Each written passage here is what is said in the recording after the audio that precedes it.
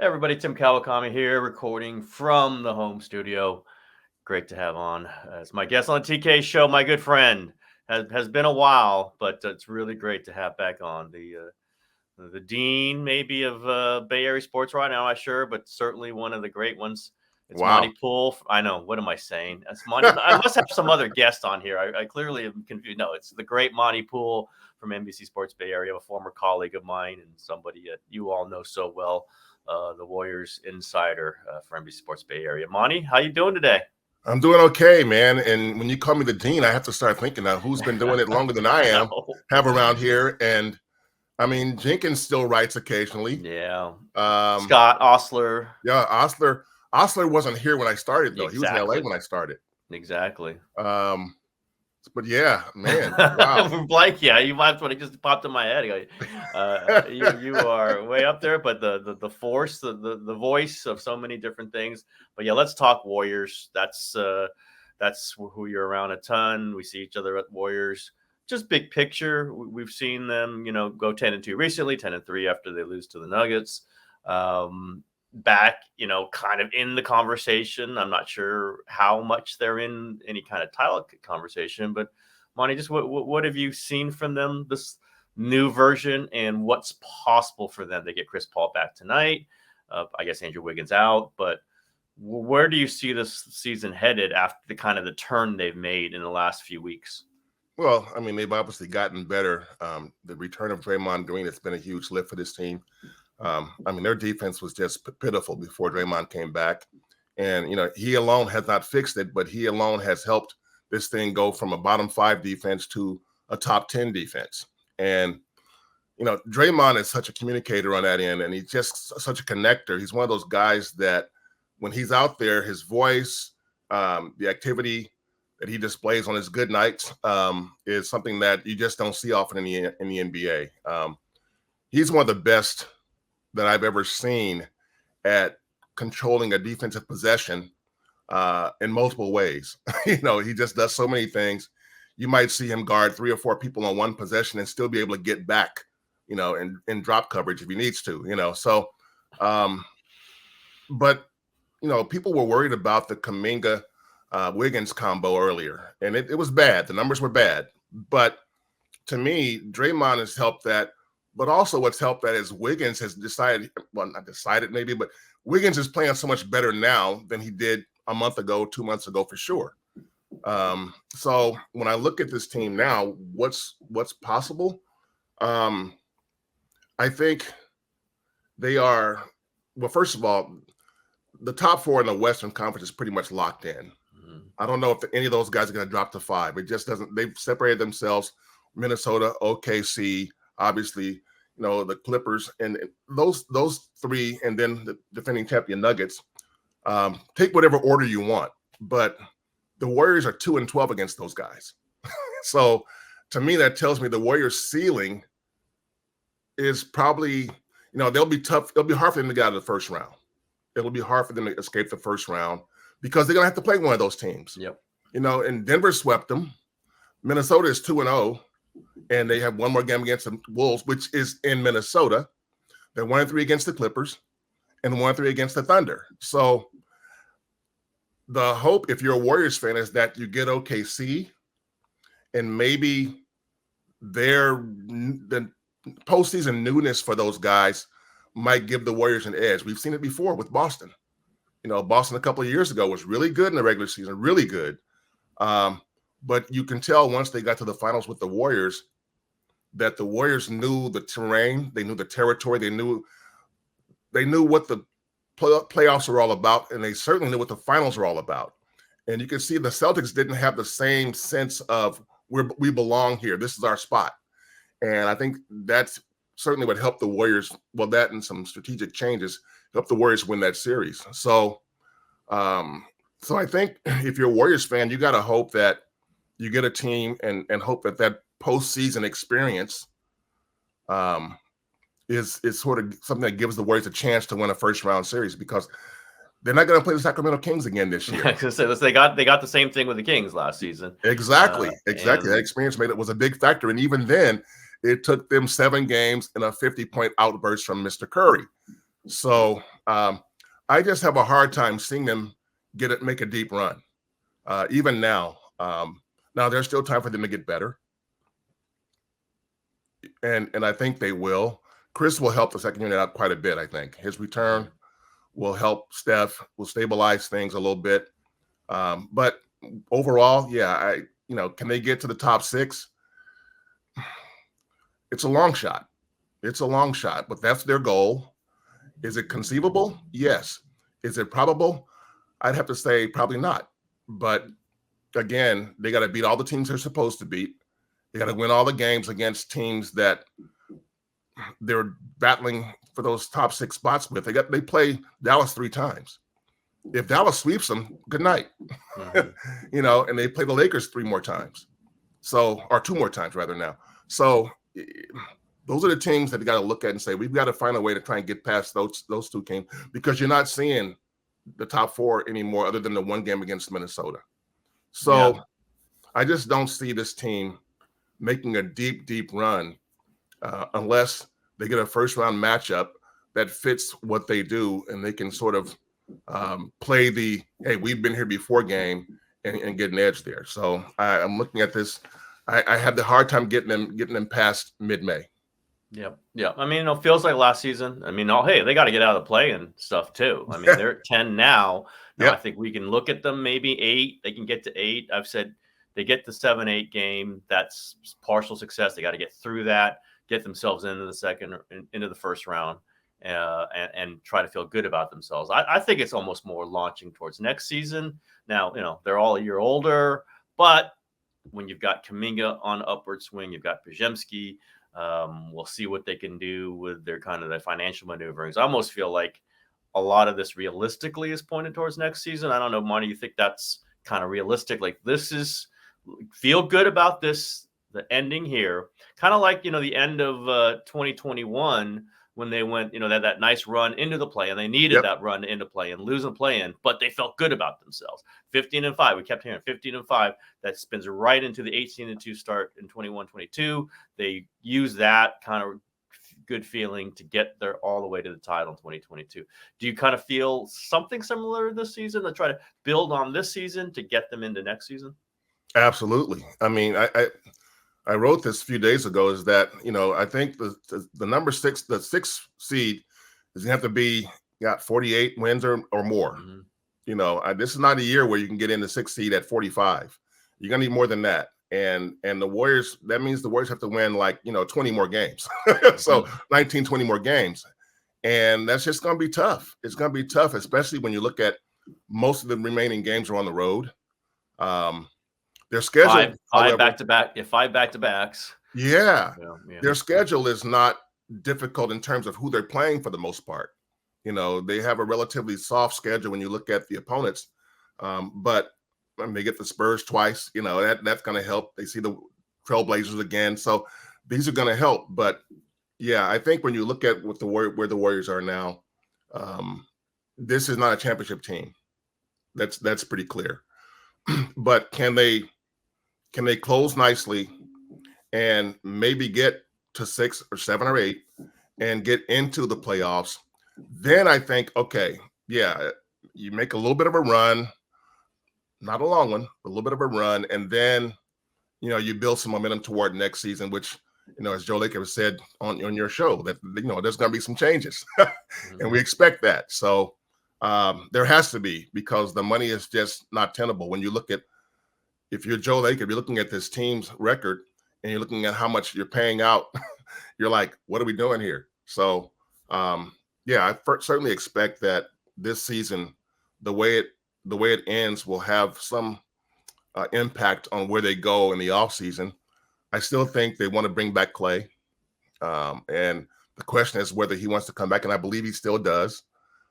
He seems to be adjusting to his new role, which I think he's better suited for now than he might have thought he was at first. When you think of 6 men, I think of guys like Jamal Crawford, guys like Lou Williams. Those are traditional 6 men, guys who come off guys who, when they get off the bench and head to the scorer's table, the other team's defense goes, "Uh-oh, here he comes." Yep. you know, and Andre Iguodala was different. He was a different kind of six man. But I think Klay can be that guy, and he can win some games with his shooting off the bench, just like you saw other guys do it before in the past, all the way back to Vinnie Johnson, the microwave. Yep. So yeah, I think the outlook for next year could be better than the outlook for this postseason. But you know, they're the Warriors, and like talking to people around the league, you know, they still come back to, yeah, but you know, if you got Curry on your side, you have a puncher's chance. Yep. And that's true. In one round, that's why I said like every round they do. Now you start adding rounds. Yes. You know how much of a puncher's chance you have to do it 2 rounds. How much like you got to beat Mike Tyson and then Lennox Lewis and then Evander Holyfield. Like, can you do all 3 of those things? Maybe, but they didn't last year, right? They had a puncher's chance, and the Lakers series was competitive, but the Lakers were the better team. Yeah, I just thought the Lakers series, though. I mean, Klay was awful. Yep. First of all, if Klay has an ordinary series for him, it changes things a bit. And I thought Steve didn't do his best job. You know, I thought there were some things. I'm still perplexed over why in Game 5 in LA. Game 5? Yeah, Game 5 in LA. Yep. No, Game 4 in LA. Yeah, Game 4 in LA. Game 5 was back in San Francisco. Yeah, so, Game 4 in LA. When Lonnie Walker the fourth, Lonnie Walker the fourth, is eating you alive, and I kept looking at the bench waiting for Gary Payton II to get up, and it never happened. And I'm thinking, this is what they brought him over for. They traded for Payton at the deadline because they needed someone to come off the bench and provide some perimeter defense. And I thought this seems ideal situation for him. And it never happened. I thought, I'm not sure what that was about. And I asked Steve about it after the game, and his answer was unsatisfying. You know, I didn't understand that. And then I heard somebody say, well, GP was sick earlier. But I asked GP after that game that night in the hallway, how you doing? Could you have played? He goes, yep, I could have played. I was ready. I was good to go. So I just didn't understand that, and I thought you're gonna. He started Game 6 too. Like, he was in that. Let Lonnie Walker take you out. That's what I thought. So yeah, there was just a number of things in that series that I thought, yeah, Lakers were slightly better, but I thought the Warriors kind of helped them out with some of their decision making, and just the fact that when you have Klay struggling like he did, and he just didn't. I mean, it was really bad when you went to LA. It was awful down there. Klay was. So, you know, they had a lot to overcome, and they couldn't do it.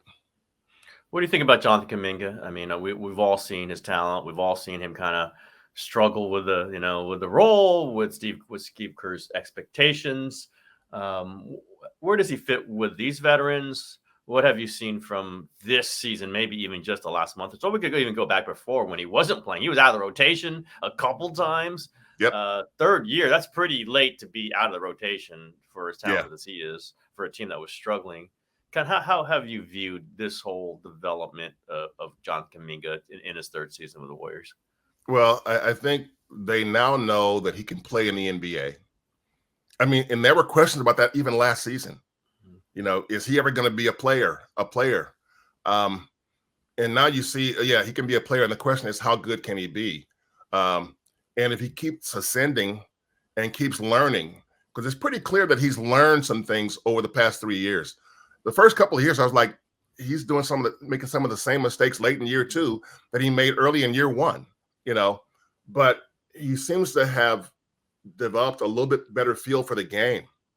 You know, he's out there directing traffic at times, you know, and it's like JK couldn't do that. Not even 2 months ago, I'm not even sure he could do that. So I like what he's been able to bring this team, because he gives them someone who can crash the paint and get a bucket or free throws. And they haven't really had that guy. You know, the guy KD was that guy. You know, I mean, I'm not comparing the two. aggregators. Let's go. Monte Not Poole. comparing the two. But KD was that guy who, okay, when the offense bogs down a little bit, give KD the ball and he'll find a way to get buckets, you know, whether it's, you know, from 3, from 2, from any one of the, you know, I guess you can say 5 levels with KD, or go into the paint and get free throws. And JK can do that. He's done it a number of times this season. And to me, that's growth. That's growth, because before, when he would do that, it would usually end up being an offensive foul. It would or charge him the ball. turnover, or Yeah, he'd lose turnover. the Yeah, ball, or yeah. it would not be good. And it was an adventure. And now, yeah, on occasion it still can be, but that can happen to the best of them. But he can go in there now and actually make something good happen more often than not. So I like where he's going. I think the coaching staff now believes in him, whereas they weren't sure about him not that long ago. So Not that long ago. yeah, and he seems to understand that, yeah, the 3-point shot is something that he can take on occasion, but not a steady diet at that, man. That's not your game. Your game is to crash the paint, go get your dunk, or go get your free throws or whatever it takes, because they don't have a guy who can do that, who gets to the line very often. And he can be a guy who gets to the line 7, 8, 9, 10 times a game if he forces the issue. And his free throw shooting is not as bad as it once was. It's coming up. So yeah, I think Kaminga is a guy. I don't know if he's the guy that Joe Lacob thinks he is, but I look at JK now and I say, you know what? He reminds me of a young, again, not comparing the two guys, but a young Giannis. Young Giannis was, he was kind of a train wreck at times out there. And, bull in a china shop, whatever you want to call it, he was that guy. He's like, man, if he ever pulls it together, man, this guy could be special. And he did eventually. Now, he's not obviously as big and long and rangy as Giannis. I mean, Giannis can take 5 steps and go from end to end, it seems like. But JK's desire to attack the rim is reminiscent of Giannis, early Giannis. Giannis has refined his enough to where when he comes down the pike, you don't want to get in his way. And JK, again, he doesn't have quite the length. Giannis is 6'11", JK is 6'7". Giannis is 242, 250. JK is 225. So he's not as big, but his mentality on offense often seems to mirror what Giannis was like in his early career. And he still has time to get there. I mean, Giannis didn't become a star until like 4th year, and now obviously he's one of the top 5 players in the league. So I don't know if JK can get to that level. I don't know if he can get to that level, top 5. I don't see that. But again, if he keeps growing, who knows? How do you think that the Kerr kind of dealing with the young players? Wiseman didn't work, obviously. Kaminga had been bumpy. Moody now is completely out of the rotation, and I know Warriors fans do not like that. You think Kerr's approach needs to be different? I mean, he has obviously put Podziemski right in there. He's got Kaminga in there. Just what's the Kerr feel for young players? Do you think it's developed? Do you think it needs any adjustment? It's a trust thing. It's a trust thing. And people say, it's Steve. He doesn't like to play young players. And there's an element of truth to that. But Steve also listens to his vets, and so, if the vets are not giving him the right signals about what a young player is doing out there, he's going to take that into consideration. And I used to tell people when they were like, why is Looney out there? And this was a few years ago. Why is Looney out there? He can't do this, can't do that. I said, because the veterans trust him to be in the right place at the right time, to do the right thing, not to make the gigantic error. And I said, trust is huge when you have a veteran, when you have a veteran team. When a young player comes in, if they can trust him, that's huge. If they can't, he ain't going to see the floor very often. And so, I mean, you're talking about postseasons like 5 years ago, and Looney's out there guarding James Harden on the perimeter at times. And it's like, okay, and, doing a decent job, of actually coming out like that on a switch. So I think with Steve, that's a big part of it. If Draymond and Steph and Klay are like, man, this dude is killing us, he ain't got no shot.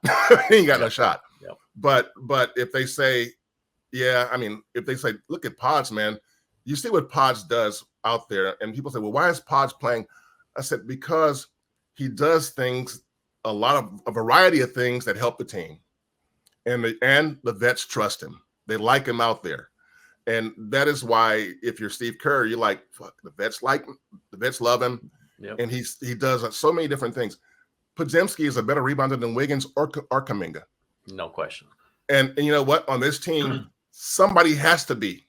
if they're going to rebound like that, I mean, Wiggins rebounds, it comes and goes.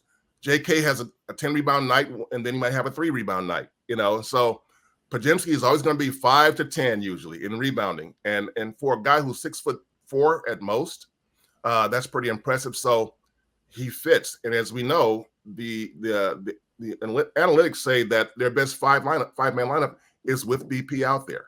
Mm-hmm. So you got to ride that. And so I think that tells me that Steve is not anti-young guys.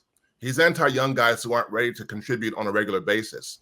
And it doesn't mean that BP is perfect, because he's not. But it means that what he does good more than often offsets, his rookie mistakes, which he still makes some of those. But for the most part, he's doing stuff that this team needs. I mean, he's giving them extra possessions with his offensive rebounding. And he's giving them extra possessions with his charge. Yep. It's like, dude, taking charges. I mean, it's an art, and he does it, and he's doing it at a rate almost like 1 a game. Yep. So, what does that do? Well, that's a turnover for the other team. The ball goes back to you, and the other team just lost a possession. These are helpful things for a team like the Warriors that are trying to find out how good they are, and their margin of error is so tiny now. It's so tiny now that those little things help you when you have a chance to win games. Now, in terms of late games, well, fourth quarter stuff, that hasn't been good. But, yeah, I understand. And so with Moody, I like when he plays, he generally does good stuff. But occasionally there's the, what's Moses doing here? And it's the same thing we have with Jordan Poole. And Jordan would be spectacular at times. Mm-hmm. And then there'll be times you're going like, oh, what is he trying to do? So yeah, I think Steve has come around a little bit, but I think the vets have helped him come around with their input, because, like I said, he does listen to those guys, which he should. I mean, they're why he has won 500+ games. So I think Steve is still, he's reluctant, but I think he's open to the possibility of a young guy coming in and making a difference, just like Trace Jackson Davis. He's not always in the rotation, but he gives them a different element, and an element that many times they will need. Were you sure that Kerr was going to get re-signed, or were there moments or two where you were wondering if he'd be back next season? I think we all. Were you sure? Yeah. I wasn't sure. No, I was not sure. Now, listen, I assumed, what are they going to do? Put Kenny Atkinson there. I mean, all respect to Kenny, but it wasn't going to be that way. Mike Brown was available. It might be a different conversation. But, I had some doubts. It sounds like you might have had a few questions, how it was going to go. What was the process for that? Explain what you were thinking there. Yeah. I thought, okay, this is year 10 for Steve Kerr. And there were times this season where I thought, man, this is a grind. Does he want to keep doing this?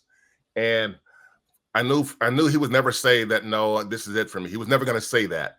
So I thought, just watch him and see what happens, how it plays out. And when they're losing all these games and blowing all these leads, I can see Joe Lacob over there going, what are we doing? What are we doing?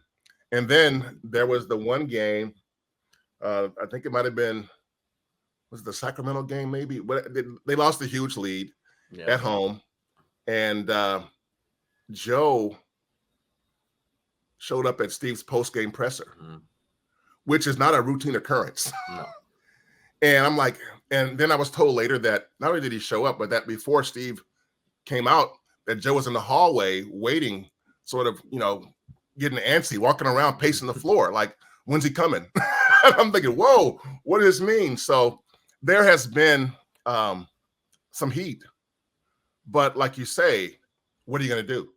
Because Steph is going to be 36. Draymond and Klay, 34. Okay, let's bring in a new coach now. Yep.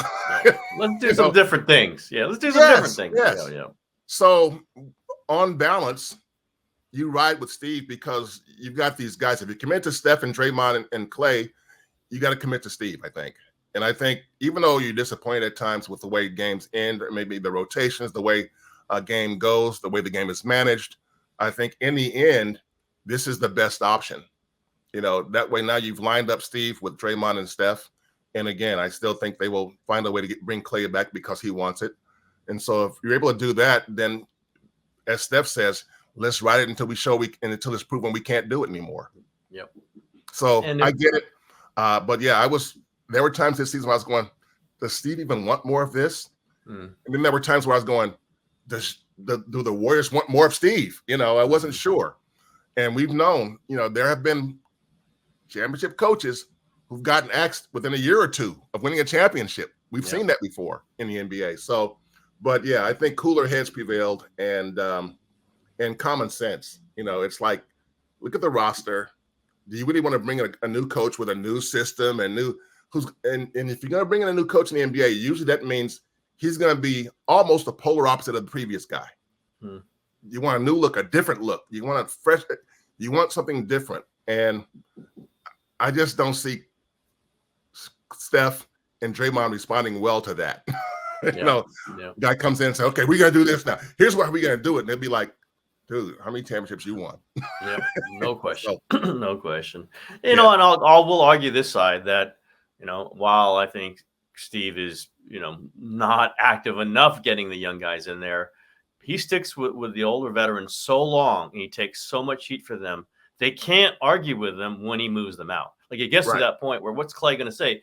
Kerr got yelled at for a month and a half waiting for me, probably by people including have the last name Lacob. And so if he's, and maybe not probably, and if he's deciding after all this time and he's deciding I have to go and start laying, I can't say that I didn't get the chance, right? I didn't say that he never, banked on me. He had Klay's back for a long time on this. Klay doesn't have to be loving it. He doesn't have to be embracing it, but he can say, like, the coach was behind me and it just didn't work out and we're going to go another way. And if it doesn't work out that way, we'll try back this way. Same for Wiggins, same for Looney. Looney is being dialed out of a lot of things right now, but Kerr stuck with them. So you can say, and I have said it, that if you do it this way, you can't always stick with the veterans, but if you do it for a long time and you get heat for it, they can't argue. They can't push back a lot logically. If you know what, I tried and I tried and I tried and I tried and I got to go another direction. And I don't know if that's on purpose. And it's partly on purpose by Kerr, but it is the effect of a lot of this. Now you got to do it. At some point you got to move to the young guys, but the effect of this is the veterans can't just go throw up their arms and say, you didn't believe in me because the coach did. Yeah. And I think for Klay, it helps that over the course of this season, he has kind of made the adjustment about where he is in his career. In training camp, he was talking about wanting to go to the All-Star game. I want to be an All-Star again. And at some point during the season, he's like, maybe I can't be that guy anymore. Initially he thought he could be. He led the league in 3-point shots last year. And okay, yeah, we got all of that. But since from October to the end of February here, it's pretty clear that Klay is understanding that he can't be that guy anymore. And as we discussed this about 2 weeks ago on our NBC Sports Bay Area podcast, Dubs Talk. Talk. Let me just stop right there because I promise I do that Monte Poole's podcast.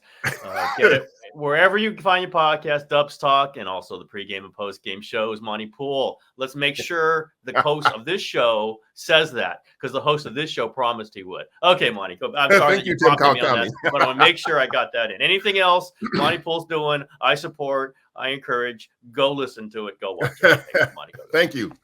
But yeah, I mean, and what I said on the podcast 3 or 4 weeks ago is that, Klay he's facing his career mortality. And Steve Kerr said that about a few days ago. And I remember Kareth Burke, who I do the podcast with sometimes, Kareth turned to me and goes, because that's what it is. You reach a point in your career where it's like you can see the end. You're not there yet, but you can see it. You can begin to see it. And when you begin to see the end of your career, your mentality has to change. You can't have the same goals. You can't shoot as high. You aim as high. You then know that, okay, there may be some things you have to change. And you're right. Steve stuck with Klay for a long time this year. Starting lineup. And at some point, analytics said, hey, wait a minute. your best lineup is Klay's not in your best lineup. He's not in your best lineup. And the season is a wasting. We can't keep doing this.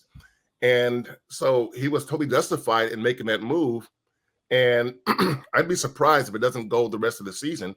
But it's certainly something that you have to try, because Klay's skill set as is right now is typical for a good six man, and that, you don't ask most six men, you don't say, I need you to go out there and lock somebody down, which Klay's defense is not what it was, and it can't be what it was. And we all know why. But you can't ask your six man, I need some buckets, man. Go out there and even if Klay is not getting a bunch of buckets, if he's on the floor, the defense has to respect him. So you can't just let him shoot open threes like you can Draymond. Even now, Draymond's shooting a high percentage, but teams are like, show us, dude, show us. Yep. If Klay's out there, they're not like, no, we're not going to let you get going. And that's important. Again, that's what you saw with guys like Lou Williams, where you knew if Lou Williams came into the game and got a couple of quick buckets, he could go from 4 to 26 pretty quickly. And Klay, I think, has that same ability at this stage of his career. So I get that. And you're right. He did stick with him a long time. And but he made the change. He stuck with Looney a long time, made the change. That 5-man lineup last year that was the best in the NBA was not that this year. It was horrible. It was horrible. Yeah. Well, yeah. Excuse me. But part of that was because it wasn't all – Wiggins was horrible early. Yeah. And if one person in that 5-man lineup is horrible, then it all kind of breaks down, because Wiggins was horrible early. Klay was struggling early. And when those two things are happening, it's like, well, this is not going to be a great lineup, because you got two guys that are important here that are both struggling. And that cost them some games early on. But I think Steve has made the adjustment and realizes that, yeah, I can do this. And the other thing about Klay's minutes now is it's much more easier to manipulate minutes for a guy off the bench than it is for a guy in the starting lineup typically. And a night when Klay has it going, 30 minutes. On a night when he doesn't, maybe 22 minutes, And if he's in the starting lineup, it just has a different feel to it. If he's starting and playing 22 minutes, it's like he's being eased out a little bit. But if he's off the bench, it's like, okay, we can go game by game, take his temperature, see what he's giving us, and ride that and let that make the decision for us as to how many minutes he will play on that night. All right, Monty, we can talk on and on and on about a lot of different things, not just Warriors, but we'll save that for another time. I've taken plenty of your time here. I will end this with a version of a question. Maybe a couple versions of a question I have all my guests at the end. First of all, Monte Poole, I wanted to hear, what's your favorite restaurant these days? Well, I got to give you two. Go. Because I have to shout out my friends at the House of Prime Rib. Oh, yeah. I've been there with you. Yeah. I love that place, and they're always nice to me. They're always good to me. And so got to give them some love, because it's a phenomenal restaurant. And if you like beef, it's hard to go wrong there. Absolutely. And the other one is one that I've been going to for a million years. And I haven't been super recently, but it's always in my back pocket to get back over there. And that's the Hotel Mac in Point Richmond, which it's been there for at least 40 years. And they're under new ownership, new management now. I haven't been back since the new management has taken over, but I have a friend who's been there, and it was very good. I said, okay. And the great thing about the Hotel Mac is you can have a private dinner there. They have a wine cellar with one table that can accommodate as many as maybe 6 people comfortably. But if you want to have dinner just with 2 people, get the wine cellar. They have 2 seatings a night in the wine cellar, and you're literally in their wine cellar. Wow. And you don't see anyone else other than the person you're with, except for when whenever the wait person comes down to see you because you're below, and they'll come down and check on you and take your order and everything. But other than that, they disappear. You can hear the noise of the bar, which is just outside the wine cellar. But it's a great restaurant for a private dinner. And I think of the 25 times I've been there, probably 20 of those times we're in Wow. the wine cellar. It's pretty awesome. The Monte table, the Monte seating. I like the Monte seating, please. Okay, we will do that. Yes, sir. I know Monte. Get you in there. Excellent. Okay, one more. Monte Poole, what's your favorite movie these days, or what kind of movie could you recommend to us? Dude, man, I haven't seen a whole movie this season. Yeah, this season. I tend to take bite-sized stuff. You know, I watch, you know, like The Daily Show or, you know, John Oliver. You know, I watch that stuff because I can watch that in 30 minutes or so, you know, and move on. But favorite movie lately, I can't give you that because my favorite movies are movies I've seen, and most of them are old one. Give it old one. Old one's good. Oh, my favorite movie of all time? Yep.